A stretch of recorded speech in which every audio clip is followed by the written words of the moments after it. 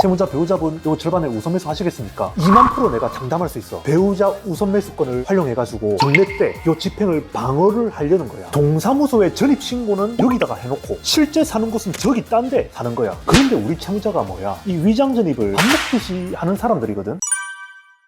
부장님, 종종 채무자 상대로 동산 압류를 하시잖아요. 그런데 수백만 원어치 압류했는데 허탕치고 나오는 경우가 있다고 들었습니다. 그래서 오늘 주제는 빨간 딱지를 붙였는데 실익 없는 케이스에 대해서 알아볼까 해요. 딱지를 붙였는데 실익이 없는 경우, 그것보다도 빨간 딱지를 단 한 개도 못 붙이고 그냥 집행 비용만 날리는 경우도 있어. 우선 그것부터 먼저 알아야 돼. 압류를 하나도 못하는 경우가 있나요? 당연히 있지. 생각보다 꽤 많아. 대표적으로 어떤 경우냐면 우리 같이 밥 먹고 추심만 하는 사람들은 보통 집행 신청을 할 때 이 채무자가 실제로 살고 있는 그 주소지로 우리는 집행을 신청한다고. 그런데 이제 보통 일반의 채권자들, 주로 채권이 처음 발생했고 집행도 처음 하시는 분들이겠지. 그런 분들은 채무자 초본상 최후 주소지만 고집을 해가지고 거기에다가 집행을 한다고. 물론 채무자가 초본상의 주소지에 살고 있으면 너무 좋아. 그런데 우리 채무자가 뭐야? 이 위장 전입을 밥 먹듯이 하는 사람들이거든. 동사무소에 전입 신고는 여기다가 해놓고 실제 사는 곳은 저기 딴 데 사는 거야. 그럼 초본상 최후 주소지는 여기인데 여기 채무자가 실제로 안 살잖아. 근데 보통의 채권자는 그냥 여기다가 막무가내로 집행을 신청한다고. 비용은 비용대로 들고. 그래서 막상 우리가 딱 찾아갔을 때 강제개문을 해서 보면은 안에 완전 다른 사람이 살고 있거나 텅텅 비어있는 공실인 경우도 있어. 이런 경우에는 집행 비용도 날리고 집행관한테 한 소리 또 듣고. 이 사건 외에도 이렇게 무조건 불능나는 케이스가 또 있을까요? 있지. 많이 발생하는 불능나는 케이스가 뭐냐면 채무자가 실제로 살고 있긴 살고 있어. 여기에 거주 확인을 했단 말이야. 그런데 그게 원룸 투룸인 경우. 요새는 원룸 투룸이 한 15평, 뭐 17평, 20평 넘어가는 원투룸도 있더라고. 근데 그런 경우는 이제 압류하면은 실익이 좀 있겠지. 그런데 그게 아니라 우리가 통상적인 원룸 투룸이라고 보면은 한 7평에서 8평 정도, 진짜 자는 곳, 밥 먹는 곳, 이렇게 딱 두 개의 공간만 붙어 있는 그런 원룸 투룸을 생각하잖아. 요런 데는 보통 풀옵션이라고. 세탁기도 옵션이야, 테레비도 옵션이야, 침대도 옵션이야, 건조기 옵션, 전자레인지 옵션, 요새는 심지어 밥솥도 옵션이라더라. 다 옵션이야. 그냥 하여튼 그냥 다 옵션이기 때문에 우리가 그런 7평 8평짜리 원룸 투룸에 집행하면은 압류할 게 없어가지고 불능이나 뭐 기껏해야 채무자가 가지고 있는 노트북, 태블릿, 스마트워치 이런 거야 주장은 해볼 수 있겠지. 그런데 대부분 다 불능이 날 거야. 왜냐면은 그거 압류를 해봤자 어차피 우리가 예납한다고 들여놓은 돈 그것보다 감정가가 덜 나오기 때문에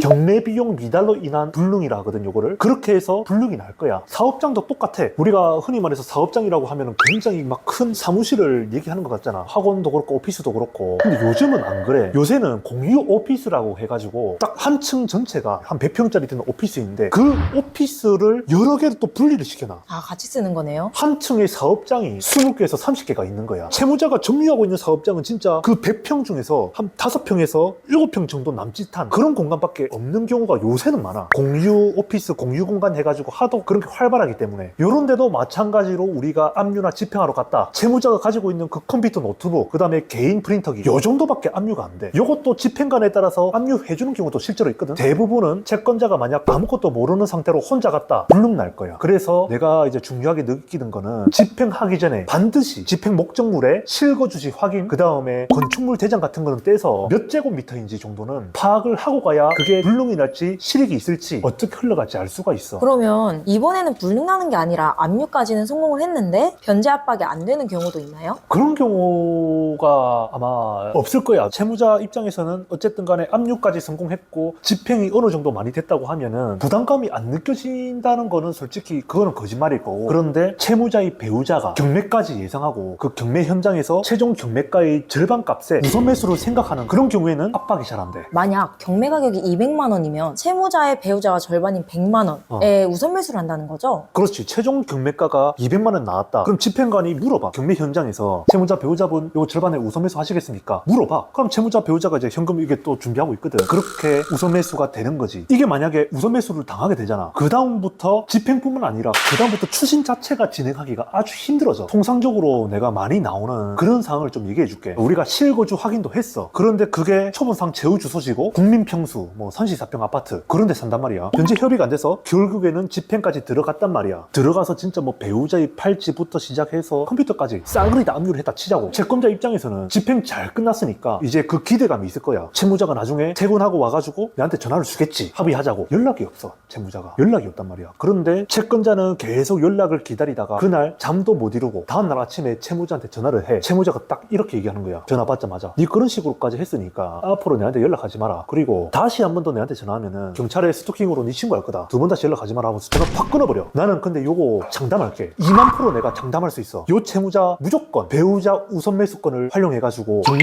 때 요 집행을 방어를 하려는 거야. 장담할 수 있어. 와, 그러면 이렇게 채무자가 배우자를 써서 방어하는 경우는 어떻게 해야 될까요? 방어하는 방법. 그러니까 채권자의 입장에서 또 방어하는 방법이 있어. 근데 그거를 오늘 얘기하려고 하면 오늘 진짜 영상이 하루 종일 길어지기 때문에 내가 여기 위에 링크를 하나 달아줄게. 요거를 보면은 잘 알 수 있을 거야. 그러면요, 자택이 아니라 사업장 같은 경우에는 우선 매수 같은 게 있나요? 사업장은 우선 매수가 없지. 배우자가 없잖아. 사업장은 우선 매수가 없어서 집행하면은 변제 압박력이 자택보다 몇 배야. 그거는 맞아. 직원들이 있잖아. 그 직원들이 우리가 집행을 하는 걸 다 본다고. 내 혼자만 가는 게 아니야. 법원의 집행관, 그 다음에 사무장, 입회인 2명, 나, 열쇠공, 최소 6명이서 간다고. 근데 직원들이 와가지고 뭐하러 왔냐? 우리 빨간 딱지를 붙이러 왔다. 대표이사는 보통 현장에 없어. 근데 직원들은 항상 사무실에 상주에 있다고. 이 회사가 정말 앞으로 이제 무너지고 내 퇴직금이나 임금 전부 다 이제 밀리겠거나 그렇게 생각할 수밖에 없다니까. 그래서 회사 불이기 때문에 변제 협의가 되는 경우가 좀 많다. 뭐 우선 매수도 없잖아. 그러면 사업장 집행은 무조건 변제 압박력이 있는 걸까요? 무조건 변제 압박이 된다 이렇게 정답을 정할 수는 없어. 왜냐면 돈 될 만한 물건들이 일체 없는, 그것도 회사 직원도 없어. 격리 보는 사무직원 한 명 딱 있고. 대표적으로 학원 같은 데야. 학원에 우리가 막상 오전에 집행하러 가면은 어차피 학생들은 학교 마치고 수업을 들어오잖아. 오전에 사람이 아무도 없어. 진짜 책걸상밖에 없거든. 교탁하고 컴퓨터 한두 대 있겠지. 그거 말고는 아무것도 없단 말이야. 그런 곳에 이제 우리가 집행을 하면은 채무자 입장에서 차라리 요 물건들을 그냥 갖다 팔아 치워버리고 새 물건들로 바꾸는 게 우리 채권 전체 금액에 합의하는 것보다 훨씬 더 비용을 아낄 수가 있다고. 그래 놓고서 사업자 명의 바로 바꿔버리고 카드 매출 채권 바로 바꿔버리고 새 물건들로 드러나서 완전히 다른 사업장처럼 다시 위장을 하는 거지. 실제 그런다니까. 그다음부터 이 사업장은 집행도 안 돼. 변제 협의가 안 되는 경우가 많다. 그건 딱 보면 알아 그냥. 와, 차라리 물건을 버리고 새 걸로 바꾸고 사업자를 돌리는 케이스도 있네요. 이런 걸 막으려면 어떻게 해야 될까요? 사업자를 현장 집행하기 전에 그 사업장에 보증금하고 매출 채권부터 먼저 압류를 하고 나서 집행에 들어가야 돼. 특히 보증금 압류 안 해놓고 그냥 집행부터 들어가잖아. 물건 치워버리고 사업자 바꾸고 새 물건 치워놓는다니까. 무조건 내가 말한 방법대로 좀 하셔라 제발. 진짜 눈물 난다니까. 울어 진짜로. 채권자도 운다니까. 부장님, 오늘 동산 집행이 변제 압박이 안 되는 경우와 그에 대한 해결책을 알아보았는데요. 오늘 내용을 한 줄로 요약하자면 동산 집행의 경우에는 진짜 그 현장에서 너무나 많은 변수들이 많아. 그러니까 진짜 웬만하면 집행만큼은 조언이라도 듣고 하셔라. 여러 가지 그런 변수에 대해서 대응을 못 하시면은 그냥 잘해도 돈 100만 원 받고 끝이 날 수가 있다.